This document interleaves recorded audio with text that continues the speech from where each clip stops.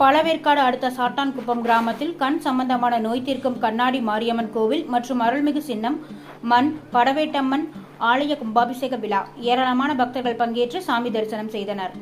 திருவள்ளூர் மாவட்டம் பழவேற்காடு அடுத்த பழைய சாத்தான்குப்பத்தில் 200 ஆண்டுகளுக்கு முன் கண் நோயால் பாதிக்கப்பட்ட கிராம மக்களுக்கு அம்மனாக தோன்றி காட்சியளித்து கண் சிகிச்சை அளித்து வியாதியை சரி செய்த கண்ணாடி அம்மனுக்கு தற்போதுள்ள புதிய சாத்தான்குப்பத்தில் ஆலயம் அமைத்து அருள்மிகு ஸ்ரீ சின்னம்மன், ஸ்ரீ படவேட்டம்மன் ஆகிய ஆலயங்களுடன் 12 ஆண்டுகளுக்கு ஒருமுறை கும்பாபிஷேகம் செய்து வந்தனர்.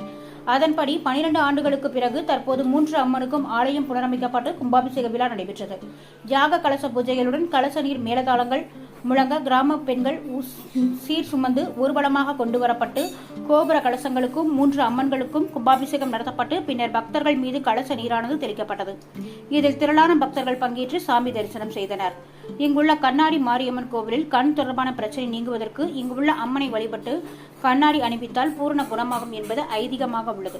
கும்பாபிஷேக விழாவில் பழவேற்காடு, மீஞ்சூர், பொன்னேரி சுற்றுவட்டார பகுதிகளைச் சேர்ந்த ஏராளமான பக்தர்கள் கலந்து கொண்டு அம்மனை தரிசனம் செய்தனர். கும்பாபிஷேக விழாவிற்கான ஏற்பாடுகளை கிராம பொதுமக்கள் சிறப்பாக செய்திருந்தனர்.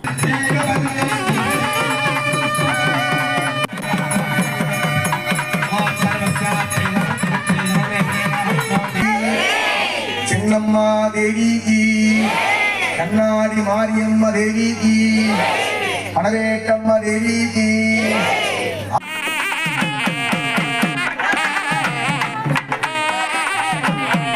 பராசக்தி